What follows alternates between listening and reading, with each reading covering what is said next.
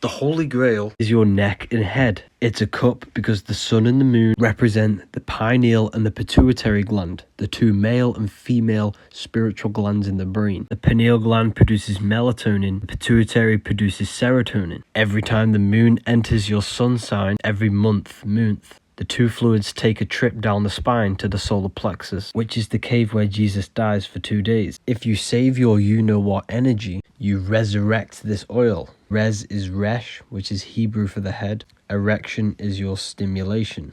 Raising your erection energy to the head is the true resurrection of Christ. When you raise this fluid up the 33 vertebrae back to the brain, it heals the body and regulates the blood. This is why the medical staff is the kundalini, spine, and the two hemispheres of the brain. It also activates 100% of the brain. Christ is Christos, which is Greek for oil. You raise the Christ up the 33 vertebrae to be born again in John 3:3. And this is why Jesus was crucified in Golgotha, which translates to a place in the skull. This is also the story of Santa and Hickory Hickory Dock up and down the clock. The Antichrist is not what you think. Hiding this process which happens in the body, which can regulate the systems in the body and make you live for hundreds of years, is the true Antichrist. Link is in my bio for the Book of Wisdom, paperback or PDF.